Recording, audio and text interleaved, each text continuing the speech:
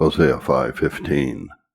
I will go and return to my place, till they acknowledge their offense, and seek my face.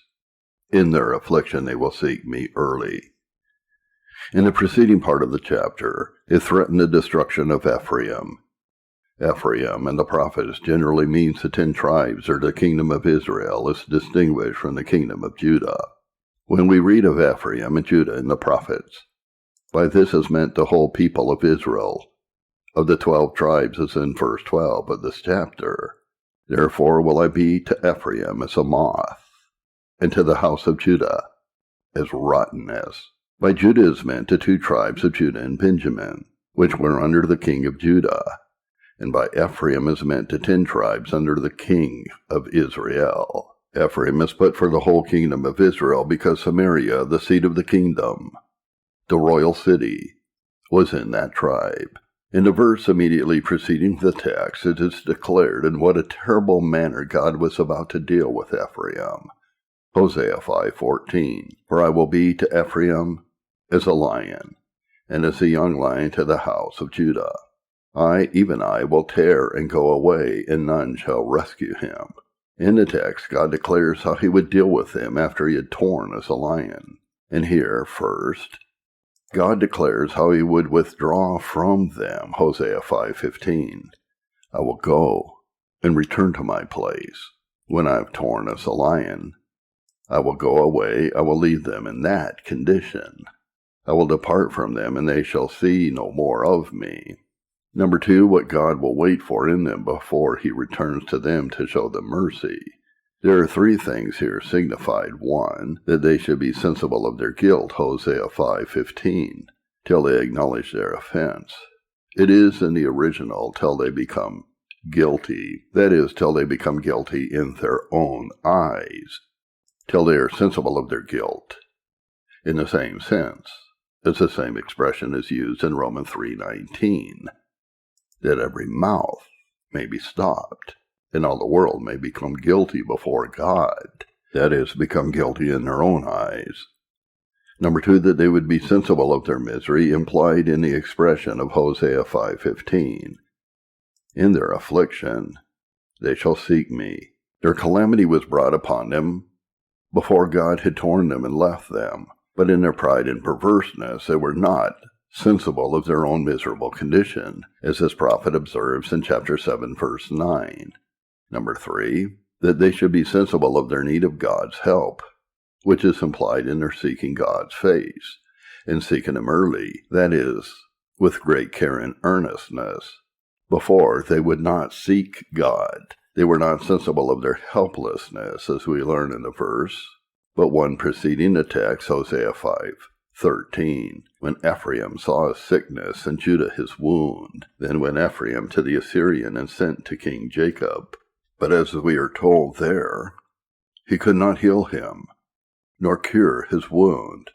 And notwithstanding all the help he could afford, God wounded him, tore him as a young lion, and, as he declares, would leave him.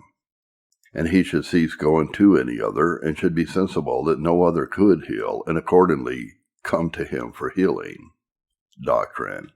That it is God's manner to make men sensible of their misery and unworthiness before he appears in his mercy and love to them. It is ordinarily thus with respect to the bestowment of great and signal mercies. Secondly, that it is particularly so with respect to revealing his love and mercy to their souls. This is God's ordinary way before great and signal expressions of his mercy and favor.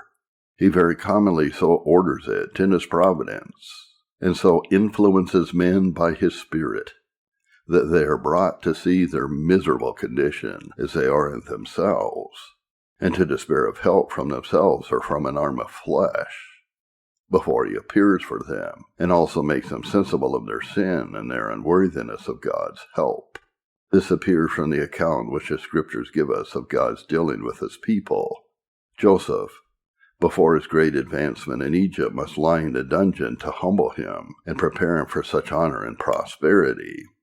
The children of Jacob, before Joseph reveals himself to them, and they receive that joy and honor and prosperity which were consequent thereupon, pass through a train of difficulties and anxieties, till at last they are reduced to distress, and are brought to reflect upon their guilt, and to say that they were verily guilty concerning their brother.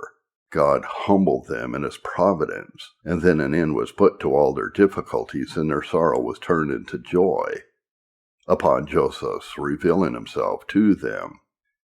Jacob, before he hears the joyful news of Joseph's being yet alive, must be brought into great distress at the parting with Benjamin, and supposed loss of Simeon. He was reduced to great straits in his mind. He says in Genesis 42, verse 36, "All the things are against me." But soon after this, he had these gladsome tidings brought to him.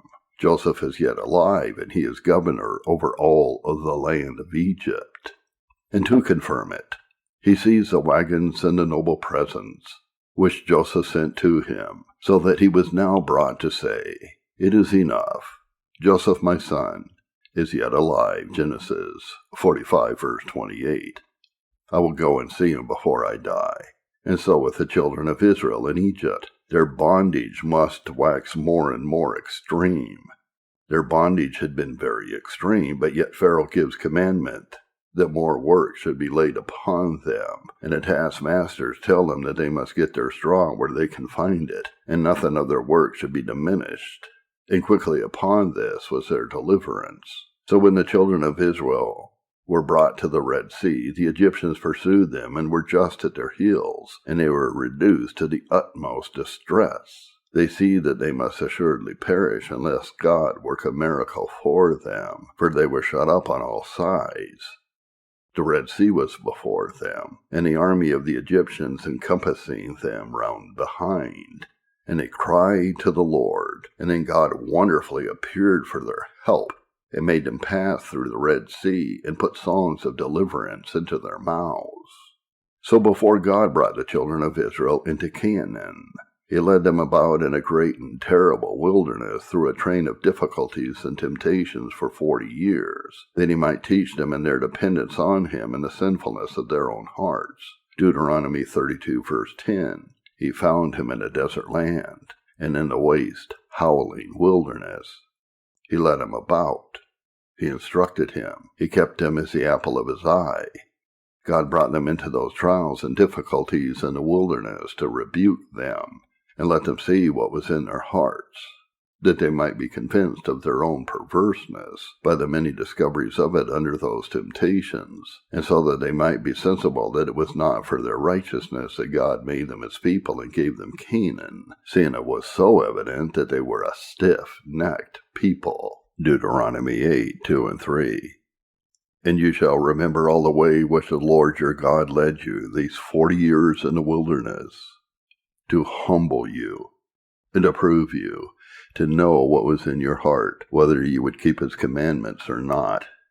And he humbled you, and suffered you to hunger, and fed you with manna, which you knew not, neither did the fathers know, that he might make you know that man does not live by bread alone, but by every word that proceeds out of the mouth of the Lord does man live. In verses 15 to 17, who led you through that great and terrible wilderness, in which were fiery serpents and scorpions, and drought, where there was no water, who brought you forth out of the rock of flint, who fed you in the wilderness with manna, which your fathers did not know, that he might humble you, and that he might prove you, to do you good at the latter end. And you say in your heart, my power and the might of my hand has gotten me this wealth. And so we have examples of this from time to time in the history of the judges. When Israel revolted, God gave them into the hands of their enemies. He let them continue in their hands till they were reduced to great distress, and saw that they were in a helpless condition, and were brought to reflect on themselves and cry to the Lord.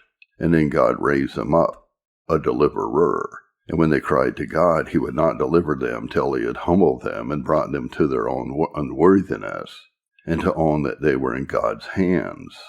Beginning with the 10th verse of Judges 10. And the children of Israel cried to the Lord, saying, we have sinned against you, because we have forsaken our God, and also served Baal.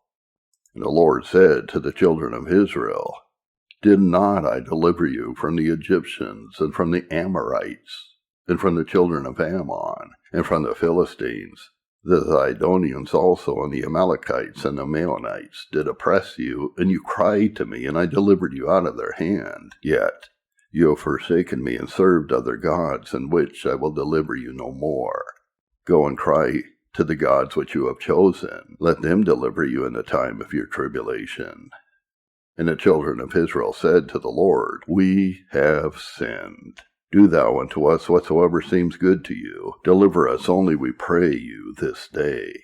And they put away the strange gods from among them, and served the Lord, and his soul was grieved for the misery of Israel. And this is the method in which God declared from the beginning he would proceed with his people. If they shall confess their iniquity, and the iniquity of their fathers, with their trespass, which they trespassed against me, and that also they have walked contrary to me, and that I also have walked contrary to them, and have brought them into the land of their enemies. If then their uncircumcised hearts be humbled, and then they accept of the punishment of their iniquity, then I will remember my covenant with Jacob, and also my covenant with Isaac, and also my covenant with Abraham will I remember, and I will remember the land. The land also shall be left of them, and shall enjoy her Sabbath, while she lies desolate without them. And they shall accept of the punishment of their iniquity, because they despised my judgments, and because their soul abhorred my statutes. And yet for all that, when they be in the land of their enemies, I will not cast them away, neither will I abhor them, to destroy them utterly, and to break my covenant with them, for I am the Lord their God. But I will for their sakes remember the covenant of their ancestors, whom I brought forth out of the land of Egypt, in the sight of the heathen, that I might be their God. It is God's manner when he will bestow signal blessings in answer to prayer, to make men seek them and pray for them with a sense of their sin and misery. As 1 Kings 8:38 and 39. What prayer and supplication soever be made by any man, or by all your people Israel, which shall know every man the plague of his own heart, and spread forth his hands toward this house, then hear you in heaven, your dwelling place, and forgive and do and give to every man according to his ways, whose heart you know. For you, even you only, know the hearts of all the children of men. By knowing the plague of their own hearts is meant both their sin and misery. Being sensible of their misery is included, as is evident from the manner of expressing the same petition of Solomon's prayer, as it is related in 2 Chronicles 6:29. Then what prayer or supplication soever shall be made of any man, or of all your people Israel, when every man shall know his own sore and his own grief, by which is probably meant his misery and his sin, which is the foundation of it. Paul gives us an account how God brought him to have despair in himself before a great deliverance which he experienced in 2 Corinthians 1:9 and 10. But we had the sentence of death in ourselves, that we should not trust in ourselves, but in God, which raises the dead, who delivered us from so great a death. How did Christ humble the woman with Canaan, or bring her to the exercise and expression of a sense of their own unworthiness before he answered her and healed her daughter, when she continued to cry after he answered her not a word, and seemed to take no notice of her, and his disciples desired him to send her away? And when she continued crying after him, he gave a very humble answer, saying, It is not fit to take the children's bread and to cast it to dogs. And when she took it well, as owning that being called a dog was not too bad, and owning that she was therefore unworthy of children's bread, she only sought the crumbs. Then Christ answered her request. And the experience of God's people in all ages corresponds with those examples. It is God's usual method, before remarkable discoveries of his mercy and love to them, especially by spiritual mercies, and in a special manner to humble them, and make them sensible of their misery and helplessness in themselves, and of their vileness and unworthiness, either by some remarkably humbling dispensation of his providence or influence of his Spirit. We come now, secondly, to show particularly that it is God's manner to make men sensible of their misery and unworthiness before he reveals his saving love and mercy to their souls. The mercy of God which he shows to a sinner when he brings him home to the Lord Jesus Christ is the greatest and most wonderful exhibition of mercy and love of which men are ever the subjects. There are other things in which God greatly expresses his mercy and goodness to men, many temporal favors, the mercies already mentioned which God bestowed upon his people of old, his advancing Joseph in Egypt, his deliverance of the children of Israel out of Egypt, his leading them through the Red Sea on dry land, his bringing them into Canaan and driving out the heathen from before them, his delivering them from time to time from the hands of their enemies were great mercies. But they were not equal to this of his people from under the guilt and dominion of sin. Several of them were typical of this, and as God would thus prepare men for the bestowment of those less mercies by making them sensible of their guilt and misery, so especially will he so do before he makes known to them this great love of his in Jesus Christ. When God designs to show mercy to sinners, it is his manner thus to begin with them. He first brings them to reflect upon themselves and consider and be sensible what they are and what condition they are in. What has already been said proves this. There is a harmony between God's dispensations, and as we see that this is God's manner of dealing with men when he gives them other great and remarkable mercies and manifestations of his favor, it is a confirmation that it is his method of proceeding with the souls of men when about to reveal his mercy and love to them in Jesus Christ. God makes men consider and be sensible of what sin they are guilty of. Before, it may be, they were very regardless of this. They went on sinning and never reflected upon what they did. They never considered or regarded what or how many sins they committed. They saw no cause why they should trouble their minds about it. But when God convinces them, he brings them to reflect upon themselves. He sets their sins in order before their eyes. He brings their old sins to their minds so that they are fresh in their memory, things which they had almost forgotten, and many things which they used to regard as light offenses, which were not wont to be a burden to their consciences, nor to appear worthy to be taken notice of, they are now made to reflect upon. Thus they discover of what a multitude of transgressions they have been guilty, which they have heaped up till they are grown up to heaven. There are some sins especially of which they have been guilty which are ever before them, so that they cannot get them out of their minds. Sometimes when men are under conviction, their sins follow them and haunt them like a specter. God makes them sensible of the sins of their hearts, how corrupt and depraved their hearts are. And there are two ways in which he does this. One is by setting before them the sins of their lives. They are so set in order before them, they appear so many and so aggravated that they are convinced what a fountain of corruption there is in their hearts. Their sinful natures appear by their sinful lives. There is sin enough which every man has committed to convince him that he is sold under sin, that his heart is full of nothing but corruption, if God by his Spirit leads him rightly to consider it. Another way which God sometimes makes use of is to leave men to such internal workings of corruption under the temptations which they have in their terrors and fears of hell. It shows them what a corrupt and wicked heart they have.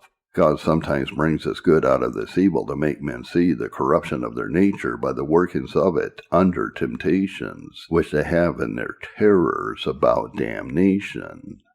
God leads them through the wilderness to prove them, and let them know what is in their hearts, as he did the children of Israel, as we have already observed. By means of the trials which the children of Israel had in the wilderness, they might be made sensible what a murmuring, perverse, rebellious, unfaithful, and idolatrous people they were.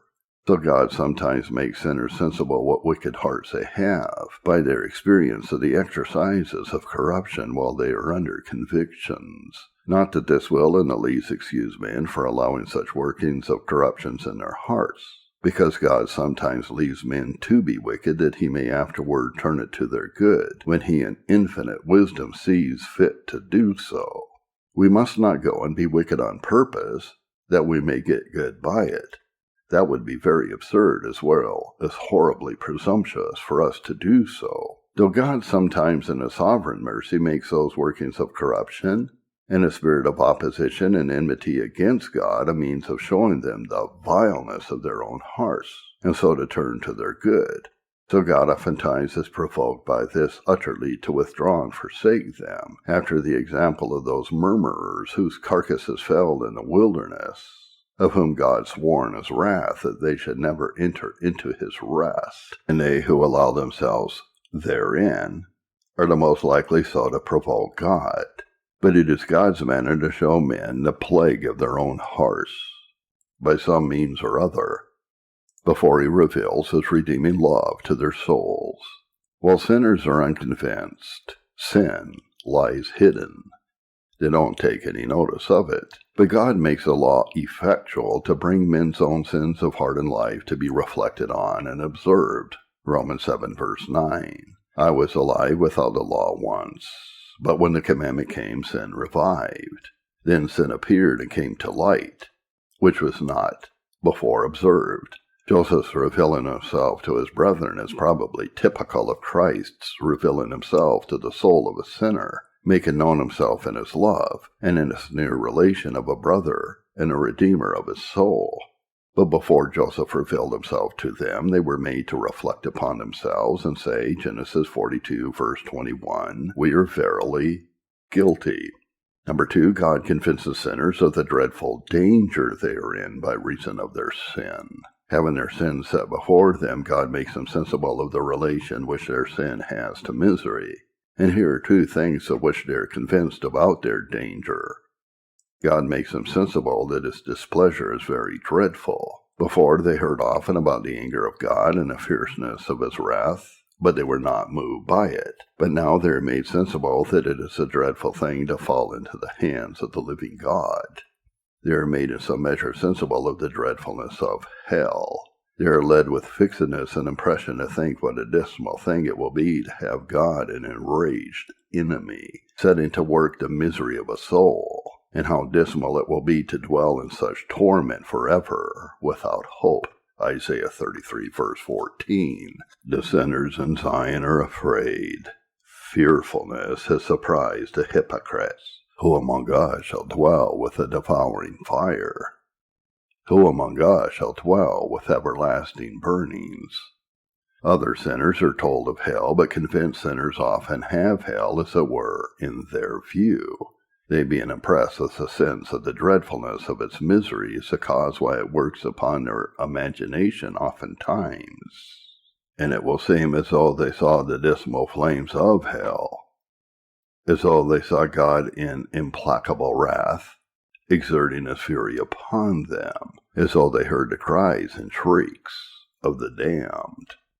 Number 2, they are made in some measure sensible of the connection there is between their sins and that wrath, or how their sin and guilt exposes them to that wrath, of the dreadfulness of which they have such lively apprehensions, and so fear takes hold of them.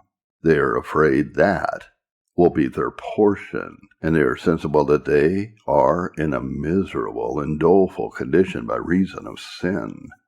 Many things in the Scripture makes it evident that this is God's method. The account we have of our first parents confirms it. They had a sense of guilt and danger before Christ was revealed to them. They were guilty and were afraid of God's wrath and ran and hid themselves. They were terribly afraid when they heard God coming, and doubtless their sense of their guilt and fear when they were brought before God and were called to an account, and God asked them what they had done, and whether they had eaten of that tree in which He commanded them that they should not eat, prepared them for a discovery of mercy. God made them sensible of their guilt and danger before He revealed to them the covenant of grace.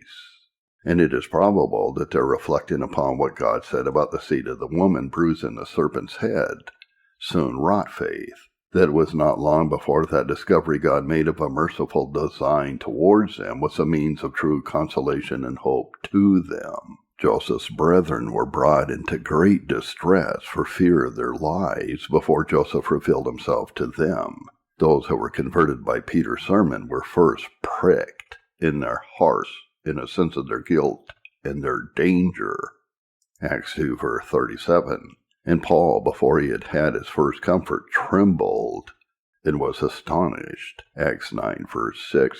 And continued 3 days and 3 nights, and neither ate nor drank, which expressed his great distress. The jailer, before he was converted, was in terror. He called for a light and sprang in and came trembling and fell down before Paul and Silas. Acts 16, verses 29 and 30. Christ's invitation is made more especially to the weary and heavy laden, which doubtless is respect at least partly to laboring and being weary with a sense of guilt and danger.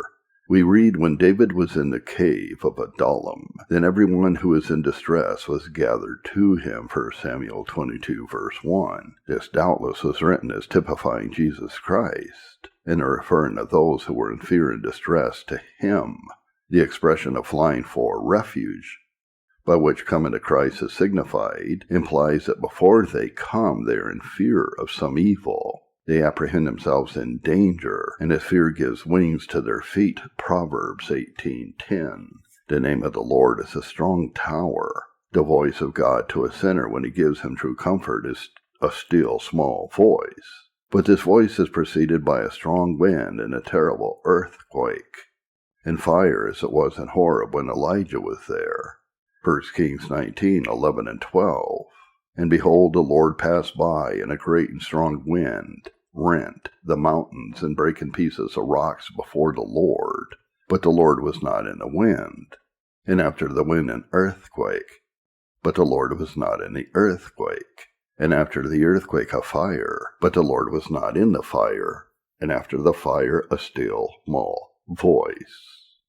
Another thing in the Scriptures which seems to evince this is a frequent comparison made between the church spiritually bringing forth Christ and a woman in travail and pain to be delivered. John 16, verse 21, and Revelation 12, verse 2. The conversion of a sinner is represented by the same thing. It is bringing forth Christ in the heart. Paul speaks of men's regeneration as of Christ being brought forth in them, Galatians 4, verse 19, and therefore Christ calls believers his mother, Matthew 12, 49 and 50. And he stretched forth his hand toward his disciples, and said, Behold my mother and my brethren, for whosoever shall do the will of my Father which is in heaven, the same is my brother and sister and mother. Hosea 5:15, I will go and return to my place, till they acknowledge their offense and seek my face. In their affliction they will seek me early.